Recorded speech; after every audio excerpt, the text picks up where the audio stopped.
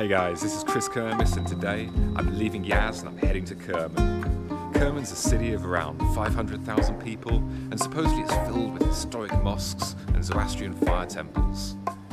It's on the road south of the Persian Gulf, but what really interests me is it's basically the gateway to the Lut Desert. Now the Lut Desert is thought to be one of the hottest places in the world, with temperatures reaching 70 degrees centigrade during the summer. Thankfully it's not summer right now, but it could still be pretty hot there. So we're going to head out to Kerman today. I don't know how much sightseeing we'll be able to see on the way. It's an important public holiday here in Iran, so a lot will be closed. But come with me and let's see how the journey unfolds.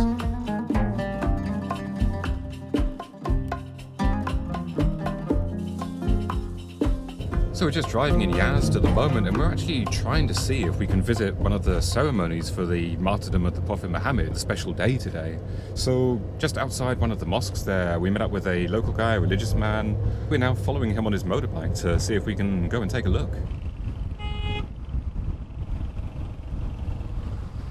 And I think we're in luck here, firstly because the ceremony does seem to be going on this place we visited on the outskirts of the city, and secondly because we actually found a parking place nearby.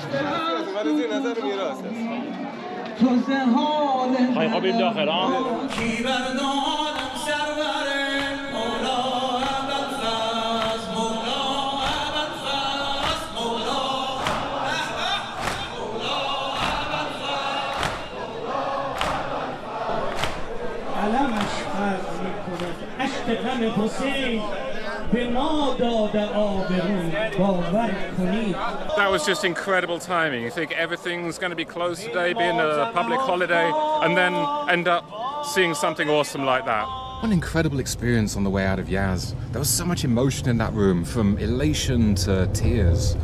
Absolutely incredible. Really, really makes you feel something inside, seeing something like that. So we're back on the road again now and heading south.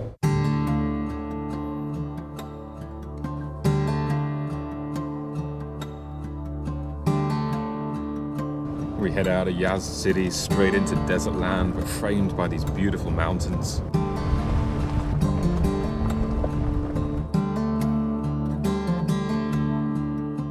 So we made a little stop off in these parched desert lands to this old castle in the middle of the desert here.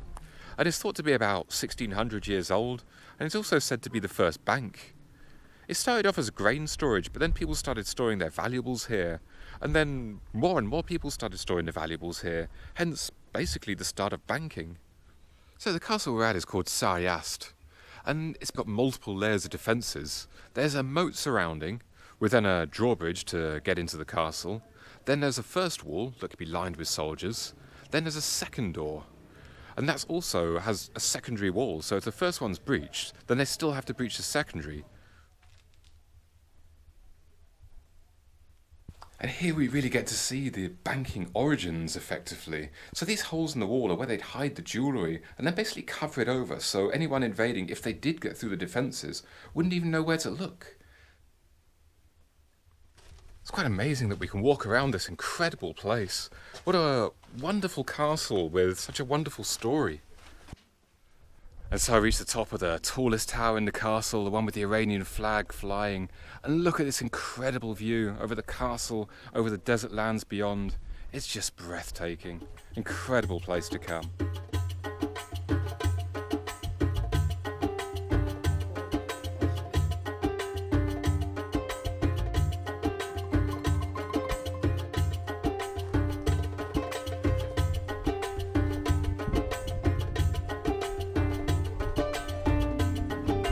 And again we stop off in the middle of the desert to the Zein-o-din Caravanserai. So this one is actually converted into a hotel now, a very, very strange hotel, because the little rooms run all around the circle of the building here, the circle of the structure on the inside, and it's all very, very basic. Pretty much no walls really, just big curtains, and then sleeping on the floor, no windows or anything like that. I love being here and imagining how it would have been in its time as a stop-off along the Silk Road. The animals in the middle here, the traders busy around selling their wares. Supposedly it started its life as actually a military caravanserai. It was only later that it became one for the people, but that explains why it's so fortified, why it's this perfect circle with these fortified guard tower defences. And then from the roof we get these endless views of the desert and the mountains in the background. But let's head down now and let's go and have a cup of tea here. It's time to get back on the road again. For a day that I started off saying, well, you know, it's the public holiday today and a lot of stuff will be closed. The morning has gone by, it's been incredible. But we've got a lot of kilometers to put beneath the car before we get to our destination, so we got to hit the road, we got to get moving. So we're going to try and go for lunch in a city called Anna. Supposedly there's actually a old caravanserai there where we can actually have lunch, so this sounds pretty nice.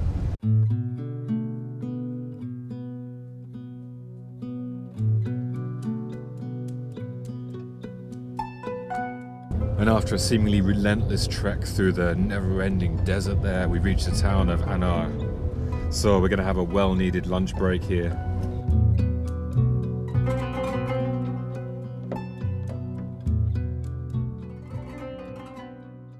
So here in the caravanserai, and very traditional. There's no seats, you just sort of sit on, well, not the floor, that's the wrong way to call it, but you get the idea. So this is where we're having lunch today.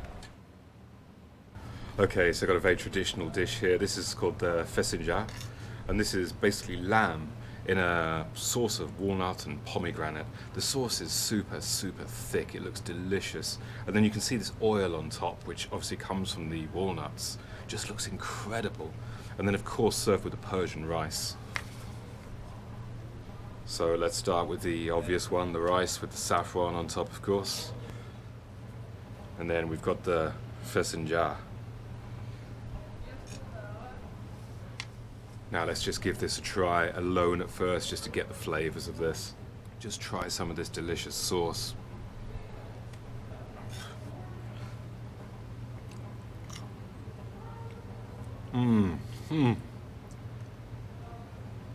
Wow. Wow. That is just everything you imagine it'll be, and then more. Wow. That is incredible flavor. It almost brings a tear to my eye. Beautiful, it's so nutty, so thick, so intense. And the pomegranate, you get alongside the nuts, and then it just finishes with this sharp pomegranate acidity. Beautiful, absolutely beautiful. And I haven't even taken a bite of the meat yet. Whoa.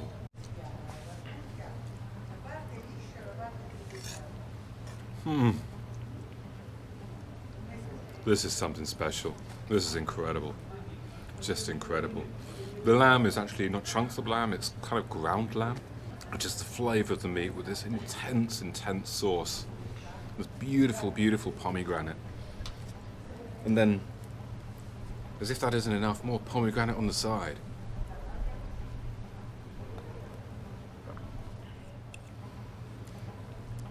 The rice kind of tempers the extreme flavours a little bit, but still, it's not exactly subtle. But I mean that in a really good way.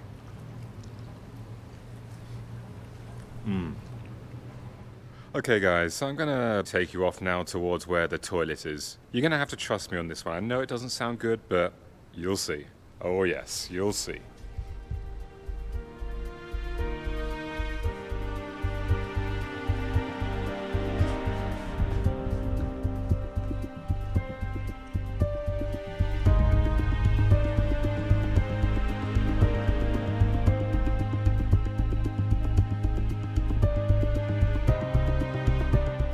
Would you look at that?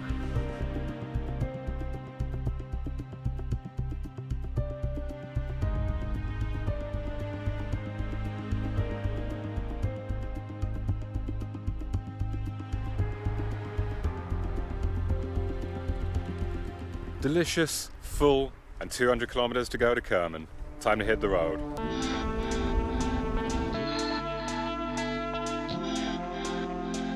So the area around Kerman is a centre in Iran for pistachio farming. The best pistachios come from around here.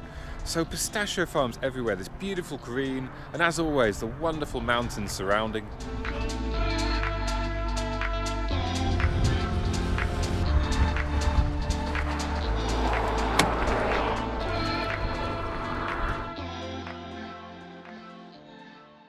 Okay guys, after a long drive, a lot of fun sights, a lot of great experiences, we've arrived in Kerman.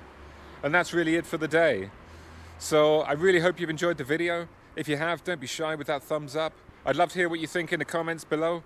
And please subscribe if you haven't already. Tomorrow we'll be off into the desert for some more crazy experiences. See you then, guys.